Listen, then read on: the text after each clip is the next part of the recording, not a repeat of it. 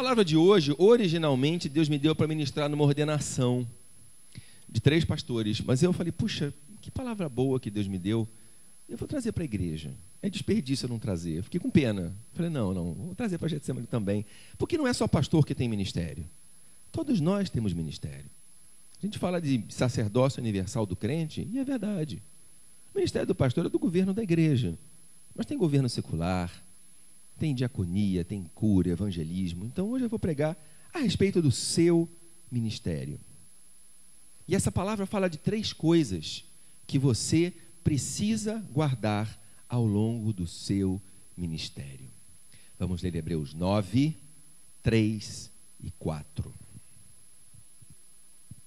Hebreus 9, 3 e 4.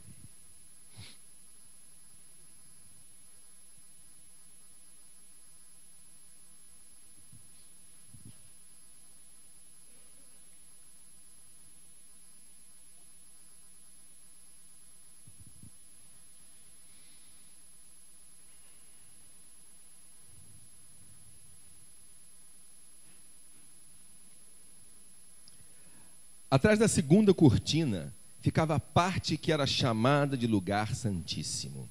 Ali estava colocado o altar de ouro, onde era queimado o incenso, e também estava colocada a arca da aliança, toda coberta de ouro.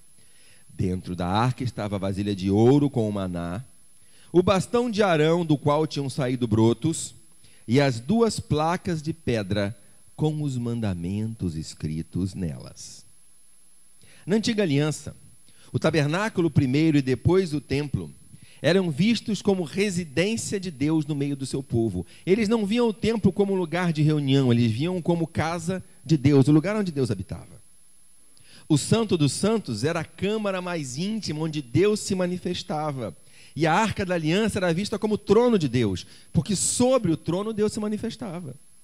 Então o trono representava o próprio governo do Senhor sobre o povo, a arca representava o próprio governo do Senhor sobre Israel. Então esses 3 objetos que foram colocados dentro da arca têm um profundo significado em relação à aliança. E é a partir deles que eu vou pregar hoje. E o primeiro destes é o vaso de ouro com o maná. Vendo um documentário sobre arqueologia, o professor estava explicando que além da aparência, os reis sempre adornaram seu túmulo com ouro, porque o ouro não se degrada, ele não enferruja. Tudo que foi fundido em ouro, se não foi roubado, permanece até hoje, milhares de anos depois, inalterado. Então o maná foi guardado num vaso de ouro justamente porque deveria ser uma lembrança permanente. Vamos ler Êxodo 16, 32 e 33.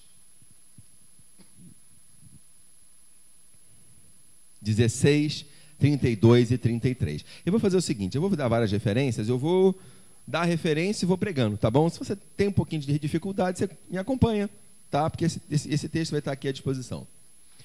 Moisés disse, o Senhor mandou que fossem guardados 2 litros de maná, para que no futuro os nossos descendentes possam ver o alimento que Ele nos deu para comermos no deserto, quando nos tirou do Egito.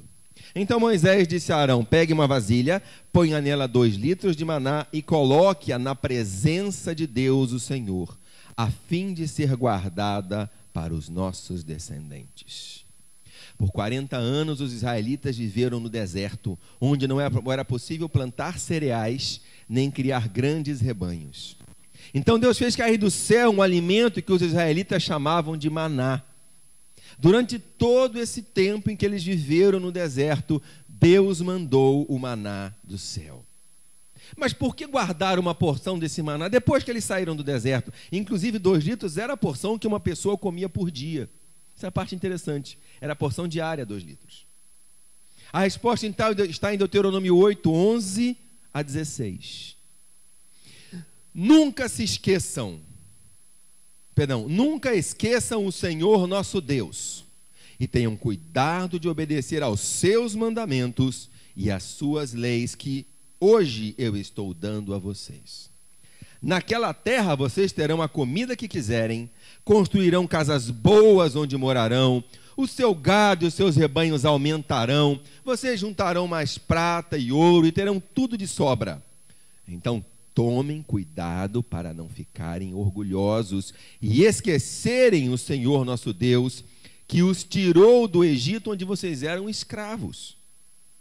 Ele os levou por aquele enorme e perigoso deserto, cheio de cobras venenosas e de escorpiões, onde não havia água.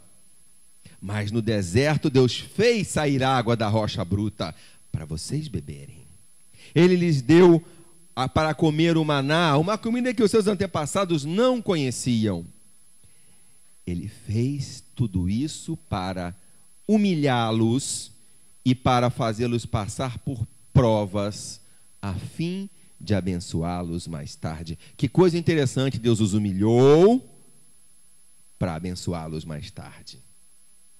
Deus estava conduzindo o povo por uma terra rica e fértil. Naquela época, as montanhas de Israel eram cobertas de florestas, havia leões, ursos, cervos, pássaros coloridos, frutas em abundância, os vales eram todos plantados, não era seco como hoje, as cidades eram prósperas, era uma terra rica. As caravanas que ligavam a Ásia e a África passavam todas por aquela terra, os reis cobravam impostos que ficavam ricos com esses impostos. Então eles lá iriam prosperar e se multiplicar. Mas havia o risco deles, tendo prosperado, se tornarem orgulhosos e se esquecerem de Deus.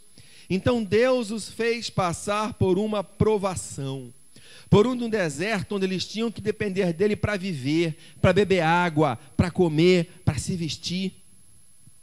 E guardou o maná como um testemunho desse tempo. A gente que está no começo do ministério, a gente que é pregador, gosta quando esses grandes pregadores que a gente admira, né? Silmar Coelho, Silas Malafaia, esses caras que pregam para multidões, o Marcos Gregório e tal, que eles falam que passaram dificuldade, quando o Ezequiel Teixeira fala que só saía para trabalhar e só comia coxinha na rua, quando Silmar Coelho falou que passou uma semana dividindo meia dúzia de ovos com a esposa, comendo ovo com chuchu. A gente vê eles passando por dificuldade, perdendo a noite. Nossa, quando o Silas Malafaia falou que várias vezes ele acordou de noite, preocupado porque não tinha dinheiro para pagar o programa de televisão no dia seguinte, eu me senti tão bem. É verdade, eu me senti, caramba, se ele passou por isso, está tudo bem comigo, né? Tranquilo. Porque a gente está no começo do ministério, enfrentando dificuldade, matando um leão por dia, tendo que orar, tendo que depender de Deus. E a gente sabe, bom, mas ele também passou por isso. Mas eles também precisam se lembrar das dificuldades que passaram, das dívidas que tiveram, das vezes que eles tiveram que parar e ajoelhar, senão não iam conseguir seguir em frente, para não se tornarem orgulhosos, para eles se lembrarem, eles têm que saber disso, para eles se lembrarem que foi Deus que os colocou onde eles estão, e sem Ele, eles não teriam chegado lá. Não importa o tamanho da obra que Deus prometeu realizar na sua vida, você vai começar por baixo.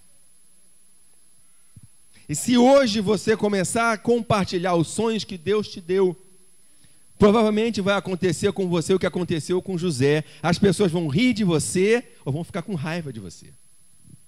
Porque vão achar que você é metido. Como é que... Vou fazer contigo, cara. Logo contigo. Então, por algum tempo, você vai passar necessidades, você vai passar por dificuldades. E nessa época de recursos limitados, você vai ter que depender de Deus diariamente. Deus não está fazendo você passar por isso por sadismo. Deus está moldando o seu caráter. O tempo mais perigoso do seu ministério, da sua vida, não é agora. É depois que você já prosperou. Quando você já construiu um ministério, já construiu uma empresa, já fez a carreira, já está estabilizado e começa a se envaidecer com isso. É por causa dessa vaidade que muitos homens de Deus começaram a achar que a esposa não era boa o bastante para eles e adulteraram. É por causa dessa vaidade que tem gente crente que começa a pensar só em dinheiro, viver só em negócio, sendo pastor ou sendo crente normal de igreja. E Deus deixa de ser prioridade na vida deles.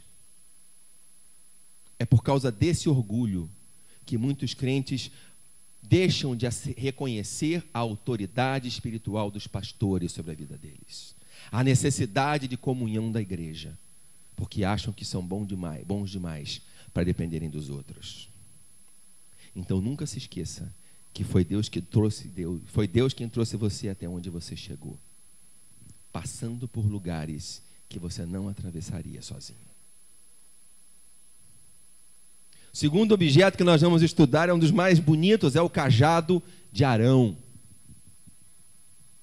Então vamos entender a história desse milagre do cajado que floresceu, porque tem muita gente crente que nem conhece essa história.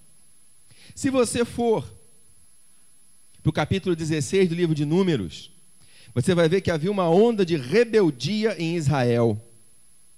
O livro de Números em hebraico se chama No Deserto, é bem no meio da travessia ali.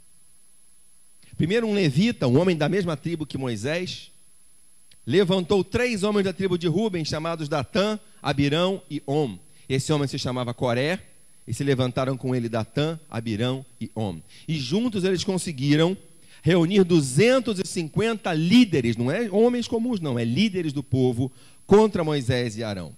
Primeira coisa que eles estavam questionando era a seguinte: por que apenas a família de Arão podia ministrar como sacerdotes? Por que as outras famílias de levitas tinham que se contentar com um lugar secundário no templo, no tabernáculo? E eles também estavam questionando porque Moisés prometeu levá-los a uma terra rica e fértil, mas eles estavam no deserto ainda. Então Moisés pediu que o povo se afastasse das tendas de Coré, Datã e Abirão. Eu vou fazer um parênteses aí, porque eu já não vi mais o nome do homem. Eu acho que ele caiu na real e saiu fora. Porque no final do capítulo já não ouve mais falar dele, está quietinho ele. Deus mandou que o povo de Israel se afastasse das tendas deles. Moisés clamou e Deus fez a terra se abrir. 250 homens foram tragados vivos com suas famílias. Você acha que o povo se arrependeu?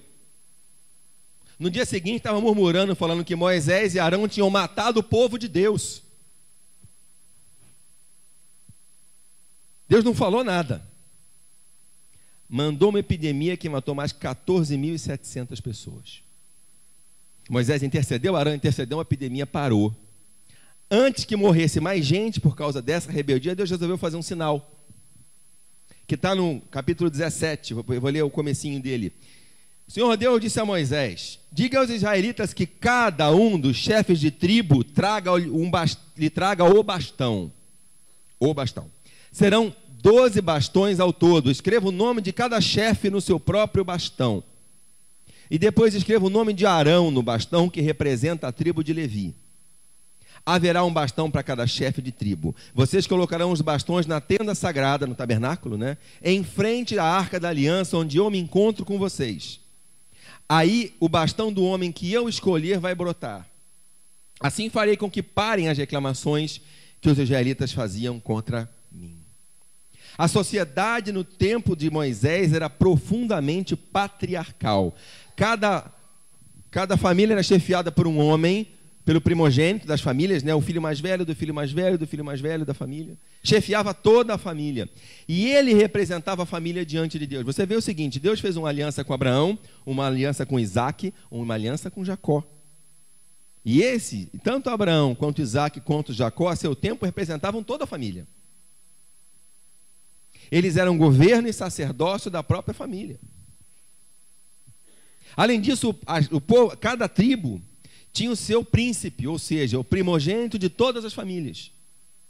Tinha um líder, um príncipe em cada tribo. Esses homens iam governando as suas casas e as suas tribos, mas naquele momento Deus estava estabelecendo um governo sobre todo Israel.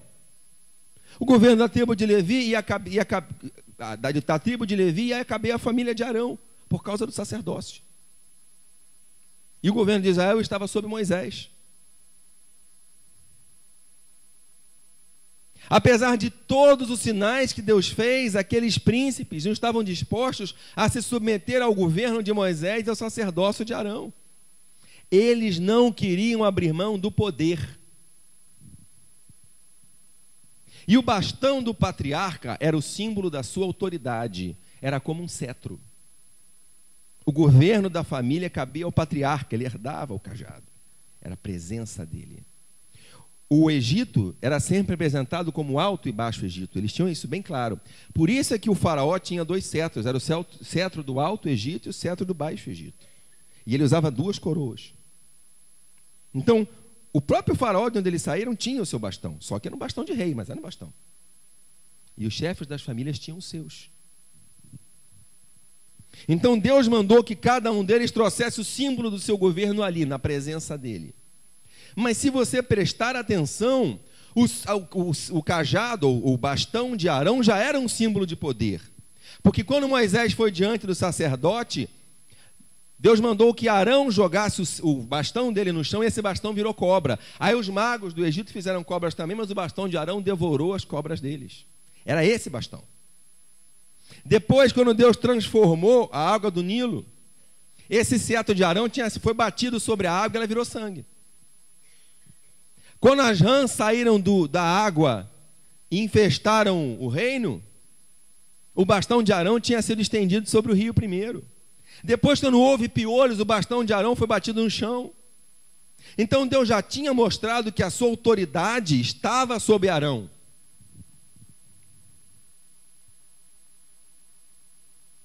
Mas na sede de poder e das coisas que o poder traz, riqueza, prestígio, as pessoas perdem o temor por Deus e pelos ungidos dele.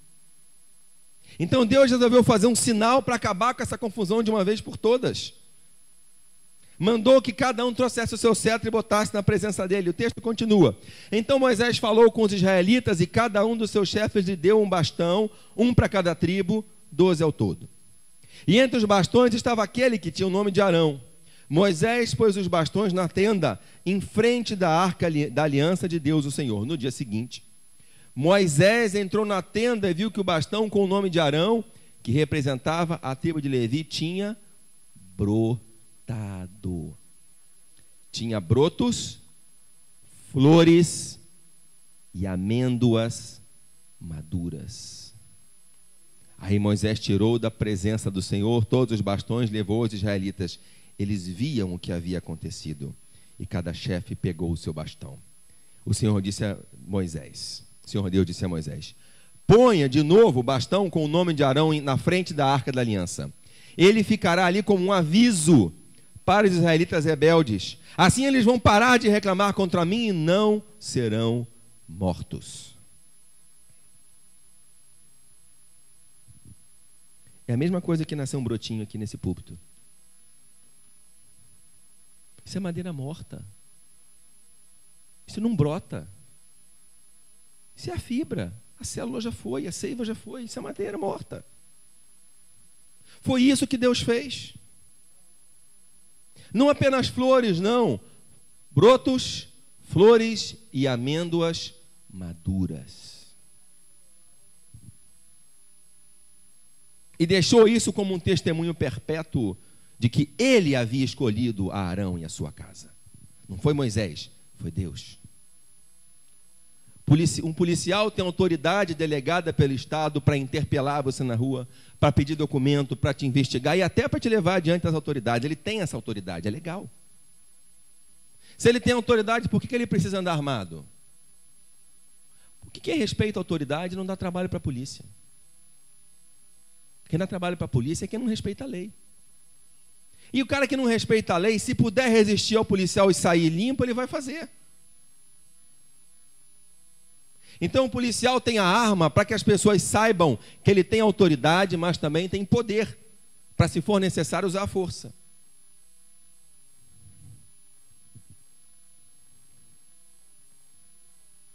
Cristo é o cabeça da igreja. É ele que delega a autoridade. Se você quer ter um ministério com autoridade espiritual, precisa primeiro buscar a direção de Deus para a sua vida. Precisa buscar que Deus te mostre para que Ele te chamou. Onde Ele te mandou estar. O que Ele te mandou fazer. A sua autoridade decorre da sua obediência. e principalmente da sua obediência às autoridades que Deus colocou sobre a sua vida. Porque Arão era sacerdote, mas quando ele e Miriam abriram a boca para falar contra Moisés, ficaram leprosos. Depois Deus os limpou, mas eles ficaram leprosos. Arão era a autoridade debaixo de Moisés. A gente tem que saber o limite da nossa autoridade. Eu vi um ditado do pessoal da Assembleia que eu nunca tinha ouvido, achei muito engraçado. Diante de Melquisedeque, Abraão paga dízimo. Que Abraão era o patriarca, não é? As promessas foram feitas a ele. Mas quando ele voltou da guerra, que encontrou com Melquisedeque, o que ele fez? O que isso implica? Reconheceu a autoridade. A autoridade espiritual sobre o clã era ele. Mas quando ele foi diante de um sacerdote de Deus, ele abaixou a cabeça e falou, não, você é a autoridade de Deus sobre a minha vida. Para você ter autoridade, precisa se colocar debaixo de autoridade. Você não vai prosperar se for rebelde na sua empresa. Você não vai ter ministério se for rebelde na sua igreja. Deus não pode te usar na sua casa se você for rebelde na sua casa.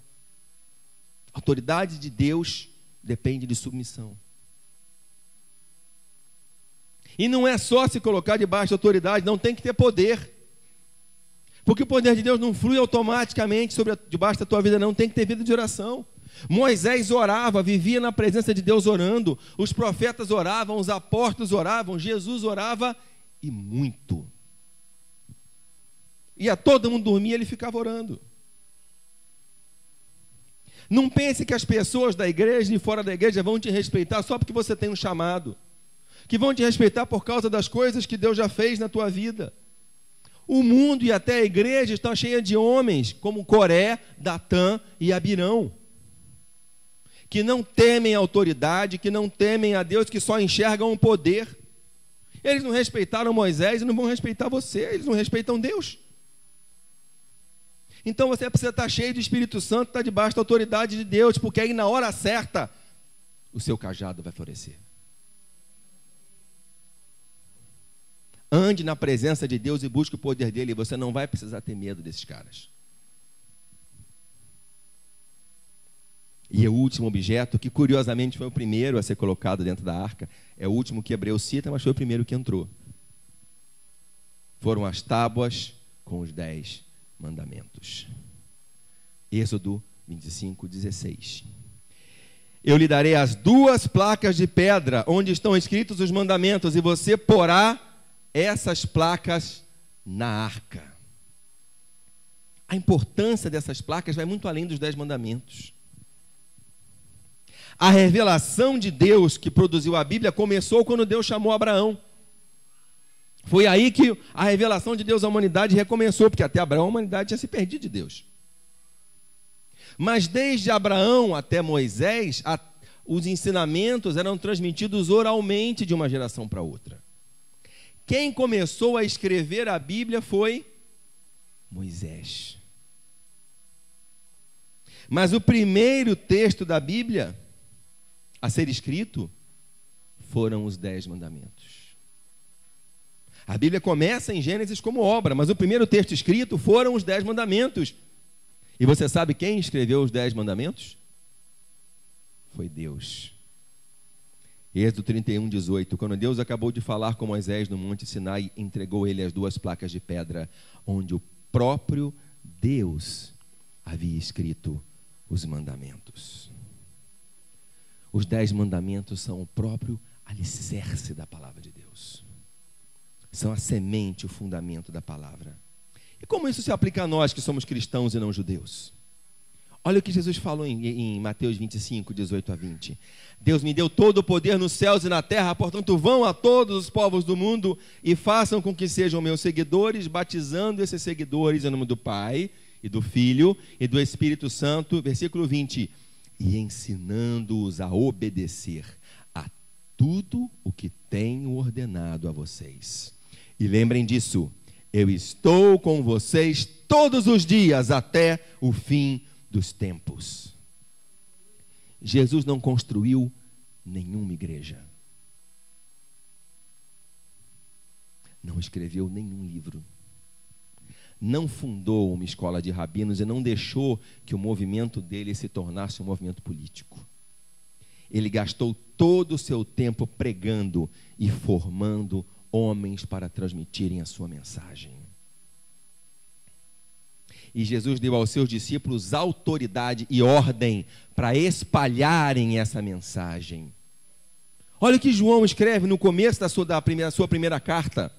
Estamos escrevendo a vocês a respeito da palavra da vida que existiu desde a criação do mundo. Nós a ouvimos e com os nossos próprios olhos a vimos. De fato, nós a vimos e tocamos nela. Está falando de Jesus. Quando essa vida apareceu, nós a vimos e por isso que agora estamos falando dela e anunciamos a vocês a vida eterna que estava com o Pai e nos foi revelada.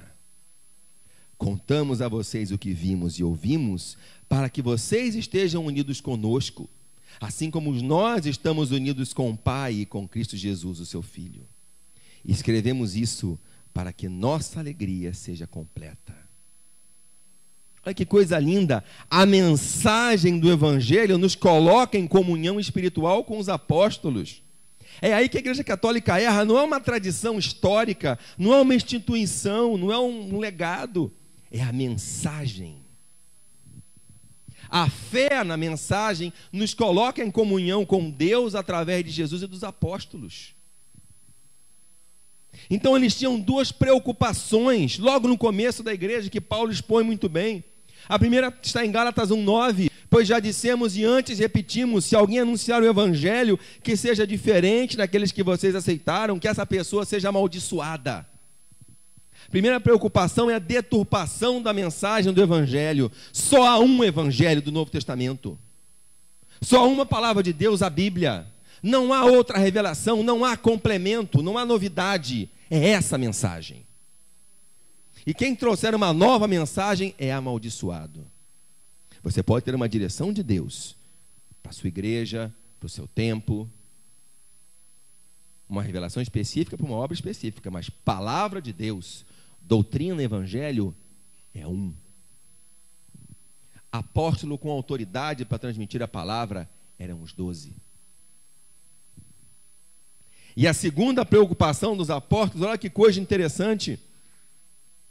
2 Timóteo 2:2, tome os ensinamentos que você me ouviu dar na presença de muitas testemunhas e entregue-o aos cuidados de homens de confiança que sejam capazes de ensinar a outros.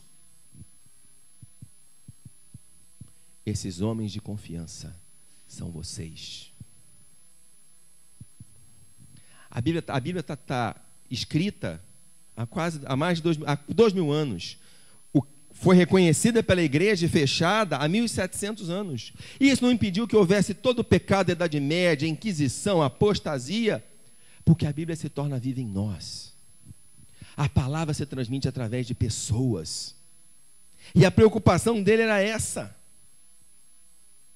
formar pessoas que transmitam essa mensagem. Você pode fazer um edifício do tamanho que você quiser. Uma casa de um cômodo à ponte Rio-Niterói, para dar um exemplo bem grande. Ou um Maracanã, para dar um exemplo bem grande. Mas qualquer que seja o tamanho da sua construção, ela tem que estar apoiada sobre os alicerces. E ela não pode ser maior do que esses alicerces podem suportar. Não importa qual seja o tamanho da obra que Deus vai fazer na sua vida, do seu ministério, qual seja o tamanho das suas promessas, elas têm que estar apoiadas na palavra de Deus. Por isso que a primeira coisa que entrou na arca foi a palavra de Deus, porque ela é a base, o centro da nossa aliança. Igreja não é um prédio, igreja não é uma instituição. Nós somos pessoas, somos guardiões de uma mensagem. A mensagem que Deus revelou através de Moisés, que Deus continuou revelando através dos profetas e que se completou em Cristo. Nós somos os elos dessa corrente. Então nunca ouça o canto da sereia das novas revelações. Não se impressione com grandes instituições que surgem se dizendo cristãs, mas que se desviam da palavra. Permaneça fiel à palavra de Deus, porque é ela que vai fazer você frutificar no tempo certo, porque ela é o único alicerce para tudo que Deus quer fazer na tua vida. Então a conclusão são essas 3 lembranças. Seja humilde. Nunca se esqueça que é Deus que sustenta você. Seja dependente. Busque direção de Deus para a sua vida e para exercer o seu ministério. Seja fiel. Tenha as Escrituras Sagradas como alicerce para tudo que Deus vai fazer na sua vida. Que Deus te abençoe. Amém.